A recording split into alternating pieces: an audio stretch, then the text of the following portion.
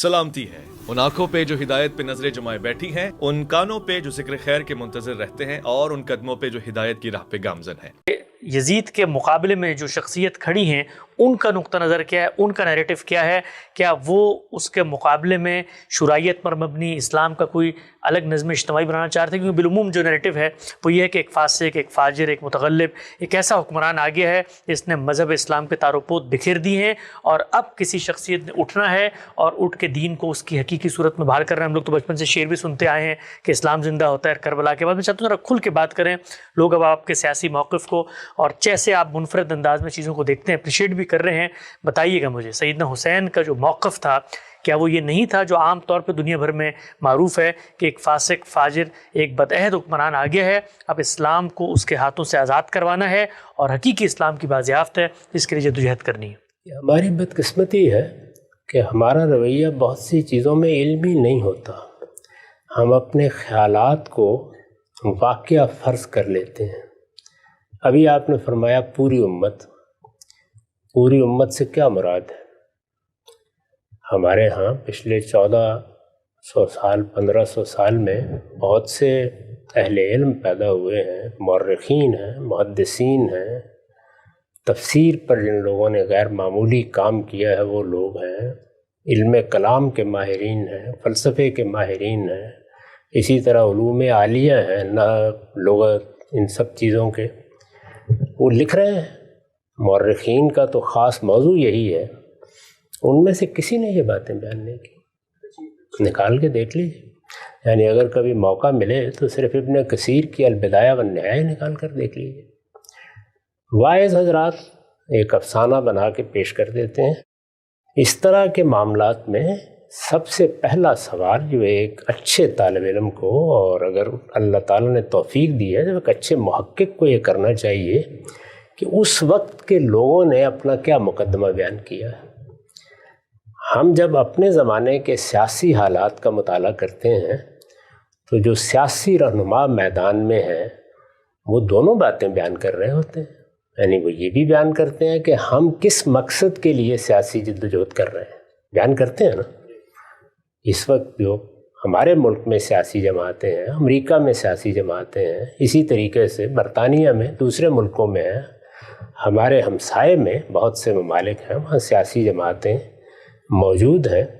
उनके रहनुमा आपको बता रहे होते हैं और शब व रोज़ बताते हैं कि हम इस वजह से ये जद्दोजहद कर रहे हैं, हमारे पेश नज़र ये प्रोग्राम है, ये हमारा मंशूर है, हम ये बेहतरी पैदा करना चाहते हैं, हमारे नज़दीक मईशत, माशरत, सियासत में इस स्कीम को रूबा अमल करने की ज़रूरत है।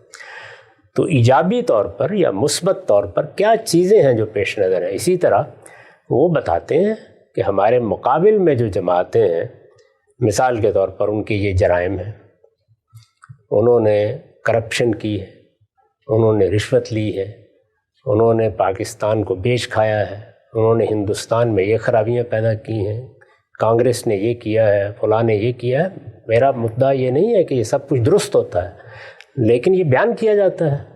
तो अगर किसी को ये बताना है कि सैयदना अली का मिसाल के तौर पर क्या मौक़िफ़ था, तो वो सैयदना अली बयान करेंगे ना। इस वक्त कोई शख्स अगर ये कहे कि सैयदना अली का मौक़िफ़ तो ये था कि रसूलुल्लाह ने अपने बाद मुझे हुक्मरान मुकर्रर कर दिया था, 3 हुक्मरानों ने तो इसका मौका नहीं दिया मुझे, तो अब मैं निकल खड़ा हुआ। तो ये बात इस वक्त जो लोग कहेंगे उनके कहने पे मान ली जाएगी। आपको तारीख़ में जाके देखना पड़ेगा कि ख़ुद सैयदना अली ने जब खिलाफत संभाली या जब खिलाफत उनके पास नहीं थी तो उन्होंने अपने बारे में क्या बयान किया। इसी तरह का मामला, यही उसूल सैयदना हुसैन के बारे में होना चाहिए, यही उसूल सैयदना हसन के बारे में होना चाहिए, यही उसूल मुआविया रज़ी अल्लाह अन्हु के बारे में होना चाहिए। यानी सब लोग अपना क्या मौक़िफ़ बयान कर रहे हैं, वो उस वक्त की सियासत के मैदान में हैं, अपनी राय बयान कर रहे हैं, अपना नुक्ता नज़र बयान कर रहे हैं, अपना इस्तेहक़ाक़ भी बयान कर रहे हैं। अगर कहीं बयान कर रहे हैं तो ये बताइए। इससे पहले भी आपने ये सवाल किया था तो मैंने ये पूछा था कि मैं एक तालिब इल्म हूँ, ज़रा मुझे किसी मुस्तनद तारीख़ी रवायत में बता दीजिए कि सैयदना हुसैन रज़ी अल्लाह अन्हु ने خود ان میں سے کوئی بات کہی ہو، یعنی یزید کی یہ فرد قرار داد جرم بیان کی ہو تو مجھے بتا دیں کہاں بیان کی ہے، یا یہ کہا ہو کہ امرہم شورا بینہم کے تقاضے پورے نہیں ہو رہے، جمہوری حکومت قائم نہیں ہو رہی تو اس وجہ سے میں میدان میں اترا ہوں۔ تو اس طرح کی کوئی چیز اگر کہنی ہے تو ان بزرگوں کو پہلے کہنی ہے۔ ہم اپنے تخیلات کے گھوڑوں پر پرواز کر کے نئی دنیایں دریافت کر کے نہیں لا سکتے۔ تاریخ یہ تقاضا کرے گی کہ آپ یہ بتائیے کہ ان کا موقف کیا تھا۔ اس وقت کی دنیا میں آپ کے سیاسی رہنما ہیں، روز اپنے موقف بیان کرتے ہیں، اس میں بھی بعض اوقات افواہیں اڑ جاتی ہیں۔ ابھی میں آج دیکھ رہا تھا کہ ہمارے ملک کے وزیر اعظم جو اس وقت وزیر اعظم ہیں وہ یہ بیان فرما رہے ہیں کہ فلاں اور فلاں معاملے میں میرا جو موقف بیان کیا گیا ہے وہ میرا موقف نہیں ہے۔ تو بارہا ایسا ہو جاتا ہے کہ اس دنیا میں، یعنی جس میں ریڈیو ہے، ٹیلی ویژن ہے، سوشل میڈیا ہے، معلوم نہیں کیا کیا ذرائع ہیں، ایک طوفان ہے، ہر طرف کیمرے موجود ہیں، وضاحت کی ضرورت پڑتی ہے نا۔ تو میں تو وضاحت کی بات نہیں کہہ رہا، میں تو یہ کہہ رہا ہوں کہ مجھے ذرا دکھا دیجئے کہ ان میں سے کون سی بات انہوں نے فرمائی ہے۔ تو آج جو لاکھوں لوگ وہ موقف بیان کر رہے ہیں، آپ خود فرماتے ہیں اتنا بڑا جمع غفیر، ظاہری بات ہے آسمان سے تو اتر کے آئے نہیں، نہ کسی میدان میں جمع ہو کے سب مل کے جھوٹ بولیں گے۔ یہ لاکھوں کروڑوں لوگ دنیا بھر میں جو عزاداری کرتے ہیں، ماتم کرتے ہیں، دنیا کو یہی مقدمہ بتاتے ہیں، تو یہ مقدمہ آخر پیچھے نسلوں نے ان کو پہنچایا ہوگا۔ اب یہ دیکھ لیجئے، یہ بھی ایک دلچسپ سوال ہے۔ یعنی ایک واقعہ پیش آیا ہے جس کو غدیر خم کا واقعہ کہا جاتا ہے۔ ایک تالاب پر رسالت مآب صلی اللہ علیہ وسلم نے پڑاؤ کیا اور وہاں ایک واقعہ پیش آیا ہے۔ اس میں جو بات کہی گئی ہے وہ بات ہمارے ہاں بھی موجود ہے، وہ اہل تشیع کے ہاں بھی موجود ہے۔ اس کو سمجھنے کا ایک عمل کئی صدی بعد شروع ہوتا ہے اور پھر اس کے بعد وہ ایک عقیدہ بنتا چلا جاتا ہے۔ تو ہر چیز جو کہی جاتی ہے اس طرح نہیں ہوتا کہ بہت لوگ کہہ رہے ہیں تو یہ اجماع ہو گیا، تواتر ہو گیا۔ بھائی اس کو پوری تاریخ میں دیکھنا پڑے گا نا، یہ کب وجود پذیر ہوئی ہے، کب اس کی پیدا ہوئی ہے، کہاں سے ہوئی ہے، کہاں سے پھوٹی ہے، پھر اس کے بعد دیکھیں گے۔ یہ آپ کے علم میں ہے کہ میں جب سنت پر تحقیق کر رہا تھا تو دائیں بائیں سے ہر طرف یہی معلوم ہوتا تھا کہ بچہ پیدا ہو جائے تو اس کو اپنی آغوش میں لے کر اس کے کان میں اذان کہنی چاہیے، ایک کان میں اذان دوسرے میں اقامت۔ تحقیق کی تو معلوم ہوا کہ کوئی بنیاد نہیں ہے اس کی۔ مسلمان پہلی 3 صدیوں میں واقف ہی نہیں تھے ذرا سے اس سے۔ تو اس لیے اس طرح کی بہت سی چیزیں ہوتی ہیں جن کو جب آپ پوری تاریخ میں رکھ کے دیکھتے ہیں تو اس وقت یہ واضح ہوتا ہے کہ یہ چیز کیسے پیدا ہو جاتی ہے۔ ہم نے جب آنکھ کھولی تو ہمیں تو یہی معلوم ہوتا تھا کہ بس آدمی مرا ہے تو اس کے بعد گھر والوں کو بھی خرچ کر کے مر جانا ہے، کہ ان کے 5-7 جمعراتیں کرنی پڑیں گی، وہ ایک کل شریف پڑھنا پڑے گا، پھر چہلم پر جا کر کہیں نجات حاصل ہوگی۔ لیکن بعد میں معلوم ہوا کہ ان میں سے کوئی چیز بھی دین میں نہیں ہے، لوگوں کی ایجاد کردہ بدعتیں ہیں۔ تو اس لیے میں نے تو بڑی سادہ بات کہی ہے کہ آپ کی تاریخ موجود ہے نا۔ مثلا البدایہ والنہایہ یہ ابن کثیر ہیں، ابن تیمیہ کے شاگرد ہیں، 8ویں صدی ہے۔ بھائی 8 صدیوں تک مسلمان امت کو اگر یہ پتہ نہیں تھا تو اب کیسے معلوم ہوا؟ تو ذرا دکھائیے مجھے۔ اس میں پورا موقف بیان کیا ہے انہوں نے، ایک پورا باب ہے جس میں وہ بیان کرتے ہیں کہ کیا مسئلہ ہوا، کیسے نکلے، پھر کربلا کا واقعہ کیسے ہوا، اس کی تمام تفصیلات بیان کی ہیں انہوں نے۔ تو مجھے ذرا دکھا دیجیے اس میں کسی جگہ۔ میرے دل میں ایک بات ہے اور ایسا ہونا چاہیے، میرا ایک رومان ہے، میں اس کو دیکھنا چاہتا ہوں، یہ انہیں بیان کرنا تھا۔ وہ بڑی غیر معمولی شخصیات ہیں، بڑی زیرک شخصیتیں ہیں۔ میرے نزدیک تو اس کا کوئی امکان ہی نہیں تھا میرے بھائی۔ اگر سیدنا علی بھی دنیا میں رہتے تو موروثیت ہی ہونی تھی۔ آپ یہ دیکھیے وہ بھی اپنے زمانے کے حالات کی تبدیلیوں سے واقف تھے۔ جب ان سے پوچھا گیا، دنیا سے رخصت ہو رہے تھے، کہ آپ کے بیٹے حسن کو ہم حکمران بنا لیں، انہوں نے فرمایا کہ میں اس سے روکتا نہیں تمہیں۔ اچھا، یہ بات تاریخ میں نقل ہوئی ہے؟ جی بالکل۔ ہاں میں کہتا ہوں، نہ روکتا ہوں۔ سوال یہ ہے کہ سیدنا عمر نے روک دیا تھا نا، اس لیے کہ کوئی وجہ نہیں تھی اس وقت صحابہ کی جماعت کی قیادت بالکل متعین تھی۔ یہ معلوم تھا کہ ان لوگوں میں سے جس کو بھی حکومت دی جائے گی باقی لوگ اس کے سامنے سر تسلیم خم کر دیں گے۔ آخر انہوں نے جب 6 لوگوں پر یہ ذمہ داری ڈالی تو کیا کہہ کے ڈالی؟ ذرا پڑھیے تاریخ میں، طبقات ابن سعدی میں پورا واقعہ نکال دے کہ دیکھ لیجئے کیا کہا۔ انہوں نے کہا تم 6 اس وقت مسلمانوں کے رہنما ہو، جس نے اختلاف کرنا ہے تمہاری وجہ سے کرنا ہے۔ یعنی عام لوگ ایسے نہیں اختلاف کرتے سیاسی معاملات میں، ان کا کوئی لیڈر اور رہنما ہوتا ہے، وہ کہتے ہیں اس کو ہونا چاہیے۔ اس وقت بھی دیکھ لیں پاکستان میں میں انگلیوں پر گن سکتا ہوں کون سے لیڈر ہیں، جہاں کہیں بھی آپ لوگوں سے پوچھیں گے انہی کے بارے میں لوگ کہیں گے کہ ان کو ہونا چاہیے۔ یعنی اگر آپ کوئی سروے کریں تو لوگ بتا دیں گے آپ کو۔ تو جن لوگوں کو ہونا چاہیے وہ انہوں نے فرمایا یہ 6 ہیں۔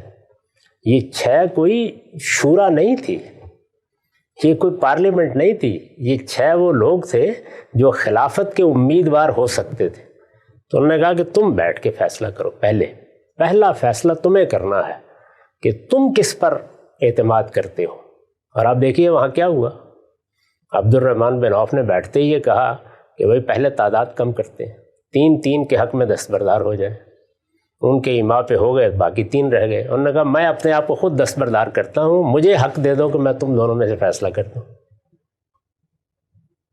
تو یہ اصل میں وہ جو زعماء جمع ہوئے ہیں، پہلے انہوں نے اپنے آپ کو وہاں کھڑا کیا کہ ہم کس پر متفق ہوتے ہیں، پھر اس کے بعد لوگوں سے جا کے پوچھیں گے۔ پھر وہ نکلے بازاروں میں، ان پہ لوگوں سے بھی پوچھا۔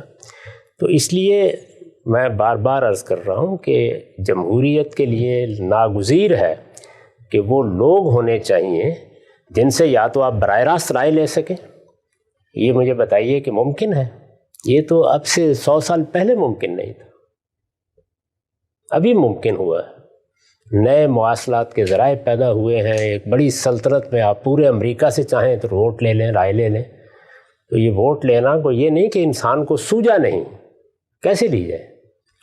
پرانے طریقے یہی تھے، قبیلے ہیں ان کے سردار جمع ہو جائیں سارے کے سارے، چلیے ان کے درمیان میں اگر اتفاق ہو جاتا ہے۔ ابھی آپ افغانستان میں آپ کو یاد ہے نا، ایک جرگہ ہوتا ہے خاص، قبائلی سرداروں کا جرگہ ہے، وہ بیٹھ کے فیصلہ کر دے گا۔ رسول اللہ صلی اللہ علیہ وسلم کے بعد کیا ہوا؟ آپ کی دعوت نے مہاجرین اور انصار میں ایک قیادت پیدا کر دی۔ گن کے دیکھ لیجئے وہ کون لوگ تھے۔ ابو عبیدہ بن الجراح ہیں، معاذ بن جبل ہیں، صدیق و فاروق تو خیر گلہائے سرسبد ہیں، سیدنا عثمان ہیں، سیدنا علی ہیں، زبیر رضی اللہ عنہ ہیں، طلحہ، یہی لوگ ہیں، عبد الرحمن بن عوف ہیں۔ یہ کوئی 8 10 12 لوگ ہیں جن کے بارے میں معلوم ہے کہ یہ اس وقت اصل میں مسلمانوں کی وہ جو جماعت پیدا ہوئی ہے، کوئی 1,20,000 کے قریب زیادہ سے زیادہ تعداد بیان کی جاتی ہے۔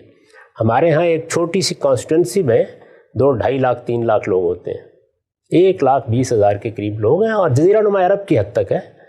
تو یہ لوگ فیصلہ کر دیں گے، لوگ مان لیں گے، اور یہ سب کے سب ہجرت کی وجہ سے مدینہ میں جمع ہوئے تھے۔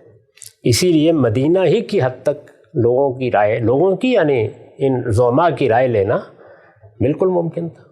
صورتحال تبدیل ہو گئی، صحابہ پھیل گئے، تابعین کی بڑی جماعت وجود میں آ گئی، سلطنت 3 بر اعظموں تک پہنچ گئی، لاکھوں لوگوں کا اضافہ ہو گیا۔ اب اس کے بعد کیا طریقہ اختیار کیا جائے؟ کوئی طریقہ نہیں تھا۔ جس کے ہاتھ میں بھی اقتدار آتا اس کو ملوکیت ہی قائم کرنی تھی، کوئی اور چارہ نہیں تھا۔ اچھا ذرا لیڈروں پر نگاہ ڈال کے دیکھیے، یعنی باقی سارے کے سارے لوگ دنیا سے رخصت ہو گئے تھے، لیڈر کون تھے؟ جب یزید کی نامزدگی ہوئی ہے، ابو بکر کے بیٹے عبد الرحمن رضی اللہ عنہ، عبد الرحمن بن ابی بکر، یعنی وہ لوگ معاویہ رضی اللہ عنہ نے گن کے بتایا نا کہ یہ لوگ ہیں جن کے درمیان اختلاف ہوگا۔ عمر رضی اللہ عنہ کے بیٹے عبداللہ ابن عمر، دیکھیے نا، زبیر رضی اللہ عنہ کے بیٹے عبداللہ ابن زبیر، علی رضی اللہ عنہ کے بیٹے حسن اور حسین۔ تو بھائی موروثیت وجود میں آ چکی تھی، کوئی چارہ نہیں تھا اس کے سوا۔ یاد رکھیے ہمیشہ، اگر آپ ایسے نمائندگان یا ایسے ریپرزنٹیٹیو کا ایوان نہیں بنا سکتے کہ جس پر لوگوں کا اعتماد ہو اور یہ کہا جا سکے کہ یہ فی الواقع ریپرزنٹیٹیو نمائندہ لوگ ہیں، اگر نہیں بنا سکتے جمہوریت نہیں آ سکتی، پھر ملوکیت ہی آئے گی۔ وہی بہترین نظام ہوتا ہے۔ سیاست میں پہلا فیصلہ سیاسی استحکام کے حق میں کیا جاتا ہے، تو اس لیے جو بھی آتا اس کو یہی کرنا تھا۔ وہ بڑے زیرک لوگ تھے، وہ حالات کو دیکھ چکے تھے، جو کچھ تبدیلی آ گئی تھی اس کو بھی دیکھ چکے تھے، اس میں کوئی اور راستہ ہی نہیں تھا۔ یہی اس وقت کے رہنما تھے، سب کے سب ان جلیل القدر لوگوں کے بیٹے ہیں جو اقتدار سنبھال چکے تھے اس سے پہلے، یا جن کی کوئی حیثیت تھی اس معاملے میں۔ تو اس لیے میرے نزدیک یہ صرف رومانوی باتیں ہیں، ان کی کوئی حقیقت نہیں۔